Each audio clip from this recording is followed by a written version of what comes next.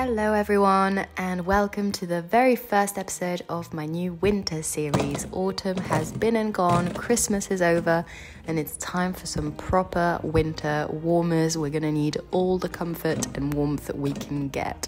If you can hear it in my voice, I've actually got a cold at the minute, so could do with this cozy warm meal. We're making some slow cooked pork belly with onions and apples and a really nice sauce, and we're serving it with the ultimate, most buttery mash. This is my absolute favorite, and some nice greens. Right, so this is one of my favorite types of recipes where you just bung everything in an oven-proof dish and let time do the work. So we're adding onions, apples, garlic, herbs, salt and pepper. Then I'm adding red wine and sweet vermouth, but you can just add one or the two or whichever you have really.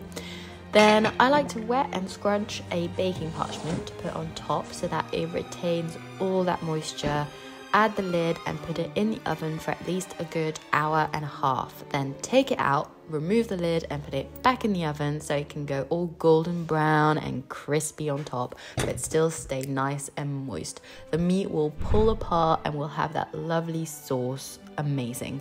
I've used pork belly slices, but if you can find whole pork belly, even better. It just needs to cook for a good 3 hours in total instead of 2. Then we're gonna fish out the garlic cloves so we can crush them and they can go back into the sauce to add that lovely creamy umami-ness. And then we just make some cornstarch with a bit of cold water and stir that in to thicken up the sauce a little bit. Right, now for the main event, it's time to make our mashed potatoes. You can start this when the pork is going in for its last half an hour.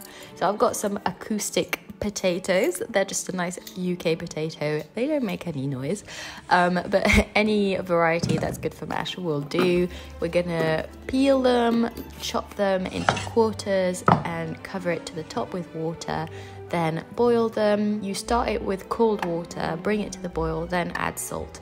And then I tend to overcook them just because it makes life so much easier for mashing. I know water comes in, so it is frowned upon, but what I do is I overcook them and then I strain them and I leave them in the strainer to dry off before I mash them, about 5 minutes. So I think it cancels it out and it just makes my life a bit easier. Then we're gonna add cubes of cold butter into it, and it's the hot and cold is important. Then mash them, the butter will start to melt and emulsify as you're mashing it in, and you just want to put in a lot of elbow grease and mash it until it's as smooth as it possibly can be. And let's face it, add in a lot of butter. Don't be afraid, it will be so creamy and delicious and amazing. No milk, no cream needed, just good old potatoes and butter. Then we can plate up with a nice bed of mash, our lovely onion apple sauce, which we've just warmed up a bit so that it thickens up, and a bit of our pork belly, which pulls apart but is so golden and delicious. And I've added a few greens just to, you know, lighten things up a bit.